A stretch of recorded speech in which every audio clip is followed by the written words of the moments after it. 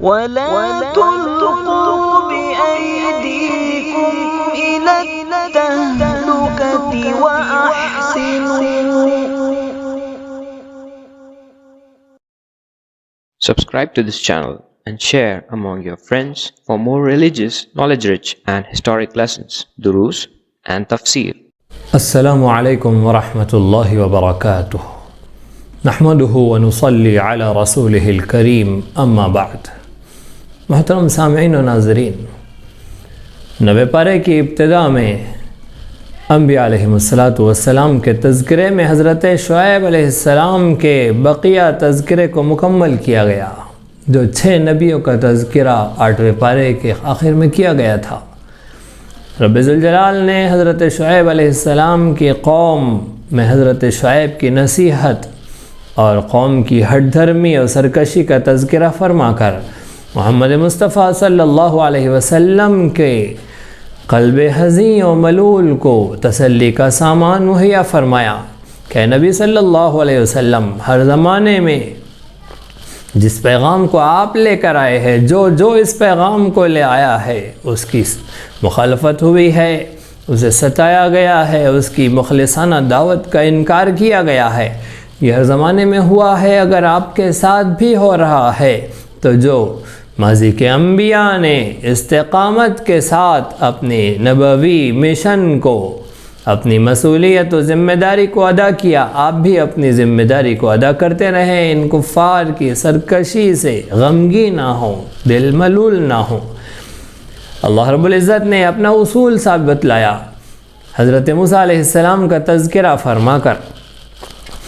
کہ سرکشوں کو، ظالموں کو اللہ رب العزت ہر طرح سے سمجھانے کی، انہیں اپنی سرکشی سے باز آنے کی دعوت و تلقین کا انتظام فرماتے ہیں۔ اللہ رب العزت ہر طرح سے کوشش فرماتے ہیں نبیوں کے ذریعے سے کہ بندے اپنے اختیار سے، بندے اپنی کوشش سے، بندے اپنی پسند سے، اپنے فیصلے سے اللہ رب العزت کی اتباع میں، اطاعت میں آ جائے، نبی کی نافرمانی اور بغاوت سے توبہ کر لے۔ اگر نصیحتوں سے، جنت کے اور اللہ کی نعمتوں کے، اس کی مدد و نصرت کی خوشخبریوں سے قوم باز نہیں آئی، سدھری نہیں، راستے پر نہیں آئی، تو پھر انہیں سزائیں سنائی جاتی ہے، ڈرایا جاتا ہے۔ ان سزاؤں کو یقین نہ کرے تو دنیا ہی میں بڑے عذاب سے پہلے چھوٹے عذابات چکھائے جاتے ہیں تاکہ لوٹ آئے، اللہ کی اطاعت و فرمانبرداری پر آ جائے۔ غرض یہ کہ حضرت موسیٰ علیہ السلام کی قوم پر مختلف عذابات بھیج کر اللہ رب العزت نے آخرت کے عذاب سے پہلے دنیا کے عذاب میں مبتلا کر کے قوم کو سدھارنے کا انتظام فرمایا۔ غرض یہ کہ حضرت موسیٰ علیہ السلام کی قوم پر طوفان کا عذاب آیا۔ حضرت موسیٰ علیہ السلام کی قوم قبطی قوم جو کہ فرعون کی قوم تھی، ان پر طوفان کا عذاب آیا، وہ اس سے باز نہیں آئے۔ پھر ان کے اوپر ٹڈیوں کا عذاب آیا، اس سے باز نہیں آئے۔ ان پر جوؤں کا عذاب آیا، ان پر مینڈکوں کا عذاب آیا، ان پر خون کا عذاب آیا۔ غرض یہ کہ ان مختلف عذابات کے اندر بھی قوم باز نہیں آئی، قوم نہیں سدھری۔ پہلے تو حضرت موسیٰ علیہ السلام کے معجزات ہی ان کی آنکھیں کھول دینے کے لیے کافی تھے۔ وہ عصا، وہ ید بیضا،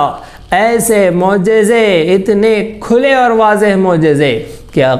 عقیدے کے، عقل کے اندھوں کو اس کھلے واضح معجزے کا انکار کرنے کے لیے انتہائی ضد اور عناد سے کام لینا پڑا ہوگا۔ ایسے کھلے معجزوں سے بھی ایمان نہیں لائے۔ اللہ رب العزت نے پھر قبطیوں پر عذاب نازل فرما کر انہیں سدھرنے کا موقع دیا۔ جب وہ طوفان سے بھی نہیں سدھرے، ایک عذاب آتا، حضرت موسیٰ علیہ السلام سے کہتے کہ آپ اپنے رب سے دعا کر دیجئے، وہ ہم سے عذاب ہٹا لے، اگر عذاب ہٹ جائے تو ہم باز آ جائیں گے، ہم آپ کی اتباع کر لیں گے۔ عذاب ہٹ جاتا، پھر سرکشی دکھاتے، پھر عذاب آتا، پھر توبہ کرتے، پھر نبی ان کے لیے دعا کرتے، عذاب ہٹ جاتا، پھر سرکشی دکھاتے۔ غرض یہ کہ جب انہوں نے سرکشیوں کی انتہا کر دی تو اللہ رب العزت نے اب ایک بڑے عذاب کا فیصلہ فرمایا اور پھر بنی اسرائیل کی نجات کا سامان کیا، اور بنی اسرائیل کو لے کر حضرت موسیٰ علیہ السلام راتوں رات چلے اور اس بحر قلزم کے طوفان نے فرعون سمیت اس کی قوم کو غرق کر دیا، تباہ و برباد کر دیا۔ اس طرح حضرت موسیٰ علیہ السلام بنی اسرائیل کو نجات دلا کر وہاں سے چلے۔ بنی اسرائیل نے ابھی اللہ کا اتنا کھلی مدد و نصرت کے ذریعے نبی کا معجزہ دیکھا، اب جب آزادی ملی ہے تو قانون زندگی، دستور زندگی کی ضرورت پڑی۔ اللہ رب العزت نے حضرت موسیٰ علیہ السلام کو کوہ طور پر بلایا، کوہ طور پر بلا کر حضرت موسیٰ علیہ السلام سے 40 دن کے روزے رکھوا کر ہم کلامی کا شرف عطا کر کے تورات جیسی عظیم الشان کتاب عطا فرمائی، دستور زندگی مل گیا۔ نبی حضرت موسیٰ جیسا جلیل القدر، کتاب تورات جیسی عظیم الشان، اور رب ذوالجلال کی ایسی قدرت کے مظاہرے دیکھنے کے بعد پھر بنی اسرائیل اپنی ہٹ درمی سے، اپنی سرکشی سے باز ہی نہیں آئی۔ ادھر قبطیوں کا وہ حال تھا، ادھر سبطیوں کا، بنی اسرائیل کا وہی معاملہ رہا کہ پوری طرح سے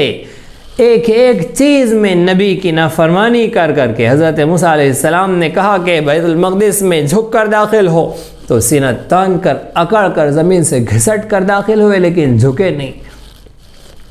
حضرت موسیٰ علیہ السلام انہیں سمجھائے جا رہے ہیں لیکن قوم باز آنے کے لیے تیار نہیں ہے۔ اللہ رب العزت نے ان کی سرکشی کی بنیاد پر انہیں مختلف آزمائشوں اور عذابوں میں مبتلا کیا۔ بنی اسرائیل اللہ رب العزت کی نگاہ رحمت سے جب گری ہے تو ایسی ذلت میں اور ایسے قہر میں مبتلا ہوئی ہے کہ قیامت تک یہ ذلت و خواری ان کا مقدر ہو گئی ہے، اور آخرت میں ہمیشہ ہمیش کے لیے ذلت آمیز عذاب ان کا انتظار کر رہا ہے۔ غرضی کہ حضرت موسیٰ علیہ السلام کا تذکرہ کیا گیا، بنی اسرائیل کی سرکشی اور ہٹ دھرمیوں کو بتلایا گیا، مسلمانوں کو، امت مسلمہ کو نصیحت کی گئی کہ بنی اسرائیل انبیاء اور رسول کے خاندان کی قوم اور نسل، اور بنی اسرائیل انبیاء علیہ السلام کی اولاد، ان میں کئی نبی آئے، لیکن جب رب کی اطاعت، نبی کی اتباع سے روگردانی کی تو حسب و نسب کام نہیں آیا۔ اللہ رب العزت کی نگاہ رحمت میں وہ قوم ذلیل و خوار ثابت ہوئی۔ اگر امت مسلمہ ان عادات کو، ان غلطیوں کو، اس بگاڑ کو اپنا لے جو بنی اسرائیل میں تھے، تو محمد مصطفیٰ صلی اللہ علیہ وسلم کی امت کہیں اللہ کی نگاہ رحمت سے نہ گر جائے۔ اس لیے ان بگاڑ کو کھول کھول کر واضح طور پر پیش کیا گیا تاکہ امت محمدیہ ان خرابیوں کو اپنے اندر نہ آنے دے، اس سے پرہیز کرے، اس سے باز آ جائے۔ آگے اللہ رب العزت نے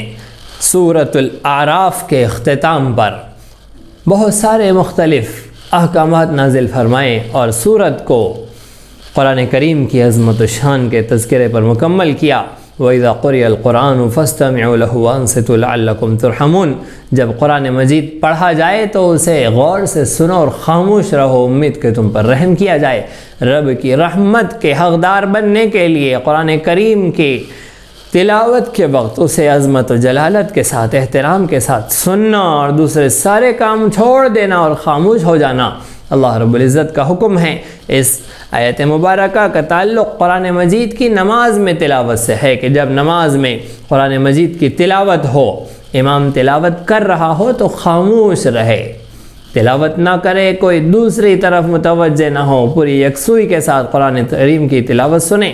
تاکہ اللہ رب العزت کی رحمت کے مستحق بنے۔ احادیث نبویہ اس آیت کی تشریح میں بے شمار ہے، اور ترک قرات خلف الامام، امام کے پیچھے تلاوت نہ کرنے کا مسئلہ قرآن کریم کی اس عظیم آیت سے واضح طور پر ثابت ہوتا ہے۔ غرض یہ کہ سورۃ الاعراف کا اختتام ہوا، اور پھر اللہ رب العزت نے سورۃ الانفال جو کہ مدنی صورت ہے، اس میں مختلف احکامات نازل فرمائے اور خصوصیت کے ساتھ غزوہ بدر کا اس میں تذکرہ ہوا۔ اس صورت کی ایک خصوصیت یہ ہے کہ اللہ رب العزت نے 6 مرتبہ امت محمدیہ کو، مسلمانوں کو اے ایمان والو کہہ کر مخاطب فرمایا اور کامیابی کے اصول عطا کر دیے کہ دنیا اور آخرت کی فلاح و بہبود حاصل کرنا چاہتے ہو، دنیا میں عظمت و شان کے ساتھ مسلمان اپنے وقار کے ساتھ سردار امت بن کر عزت دار امت بن کر دنیا میں رہ رہی بس رہی دوسری قوموں کے سر کا تاج بن کر اگر رہنا چاہتے ہو، تم اپنے دشمنوں پر اگر رعب ڈال کر ظالم کو ظلم سے باز آ جانے کے لیے طرف متوجہ کرنا چاہتے ہو، تو راستہ ہے کہ ان 6 احکامات کو جس میں اللہ رب العزت نے اتنے محبت بھرے انداز میں اے ایمان والو کہہ کر مضامین اور احکامات نازل فرمائے ہیں، اسے اپنایا جائے اور اپنی سرداری کو حاصل کیا جائے اور اس منصب پر فائز ہوا جائے۔ رب ذوالجلال نے فرمایا اے ایمان والو، اللہ اور اس کے سب سے پہلے کہا کہ جب دشمنوں سے تمہارا مقابلہ ہو جائے تو میدان میں ثابت قدم رہو اور پیٹ پھیر کر مت بھاگو۔ پھر فرمایا اللہ اس کے رسول کی اطاعت کرو، جب وہ کچھ کہے تو اس سے اعراض مت کرو، اللہ اور اس کے رسول کی اطاعت کرو، ان کے احکامات سے منہ مت پھیرو۔ پھر فرمایا کہ اللہ اس کے رسول کی اطاعت کرو، اللہ تمہیں فرقان عطا کرے گا، اللہ تمہیں حق و باطل کے درمیان واضح فرق کر دینے کی سوجھ بوجھ عطا کرے گا، سمجھ فہم عطا کرے گا۔ فرمایا کہ اللہ اس کے رسول کی اطاعت کرو خصوصیت کے ساتھ جب کہ وہ تمہیں ایسی دعوت کی طرف بلائے جس میں تمہاری زندگی ہے۔ اللہ رب العزت ہم سب کو صحیح سمجھ عطا فرمائیں۔ غزوہ بدر کا تذکرہ انشاءاللہ اپنے موقع پر 17 رمضان المبارک سے پہلے آپ حضرات کے سامنے پیش کیا جائے گا، لیکن اس صورت کے احکامات و مضامین جو نہایت ہی جامع و مؤثر ہے، ہم اس کی تفصیلات کو جانیں، معلوم کریں اور اپنے شہر میں مسجدوں میں ائمہ علماء جہاں درس قرآن کی محفلیں قائم کرتے ہیں وہاں جا کر ان احکامات کو معلوم کرے اور دنیا کے ساز و سامان اسباب و وسائل کے اندر عزت و سرفرازی ڈھونڈنے والوں قرآن کی سورۃ الانفال کے یہ 6 احکامات تمہارے لیے عزت و سرفرازی کا سامان ہیں۔ اللہ رب العزت ہم سب کو صحیح سمجھ عطا فرمائے، عمل کی توفیق عطا فرمائے۔ اسی طرح دینی، علمی، اصلاحی اور تاریخی دروس و بیانات سے استفادے کے لیے آپ کے اس چینل کو لائک، شیئر اور سبسکرائب کریں۔ یہ نغمہ حور جنت ہے، یہ ساز تم کو